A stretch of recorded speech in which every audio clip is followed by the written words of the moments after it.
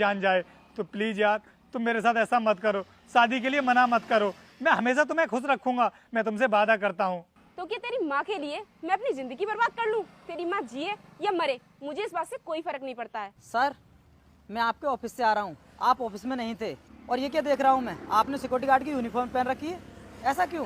अरे जब ये कंपनी का सिक्योरिटी गार्ड है तो सिक्योरिटी गार्ड की यूनिफॉर्म ही तो पहनेगा। ओ मैडम, थोड़ा तमीज में बात कीजिए, अभी आप सर के बारे में जानती नहीं है। सर, वैसे कौन लोग हैं ये? वीर, जब तुमने मुझे इनके सामने सर बोल ही दिया है तब तो इनको सच्चाई बतानी ही पड़ेगी कि मैं कौन हूँ। अनुष्का, तुम मेरे बारे में जैसा सोच रही हो ना, वैसा कुछ भी नहीं है।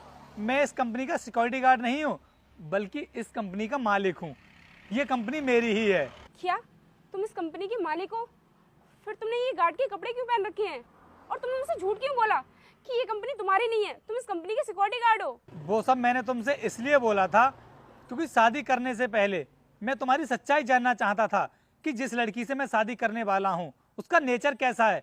वो मुझसे प्यार करती है या फिर मेरे पैसों से प्यार करती है। क्योंकि अनुष्का, शादी ना इंसान जिंदगी में एक बार करता है, अगर सही लड़की से शादी हो जाए फिर तो उसकी जिंदगी सफल हो जाती है। इसलिए मैं तुम्हारा लॉयल्टी टेस्ट ले रहा था, लेकिन मेरे इस टेस्ट में ना तुम पूरी तरह से फेल हो चुकी हो।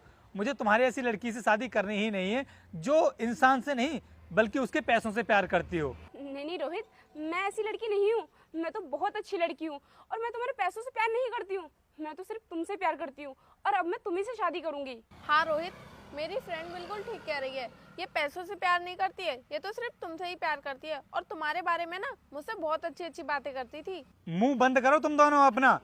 तुमने क्या मुझे बेवकूफ समझ रखा है कि तुम मेरे सामने इस तरह की बातें करोगी तो मैं तुम्हारी बातों पर विश्वास कर लूंगा?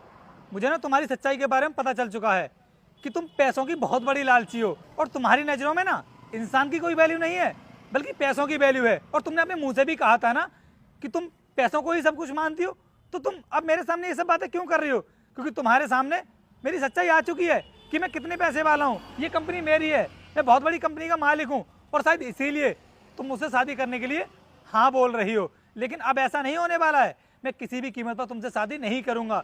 और मैंने तुम्हारे पापा से ना शादी करने के लिए इसीलिए हाँ कर दिया था क्योंकि तुम्हारे पापा की जो आदत है ना बहुत अच्छी आदत है। वो मुझसे प्यार से बात करते थे और मैंने उनका नेचर देखा है। इसीलिए मैंने सोचा कि जिस लड़की के बाप इतने अच्छे हों तो उसकी लड़की भी अच्छी होगी। बस इसीलिए मैंने शादी के लिए हाँ कर दिया था।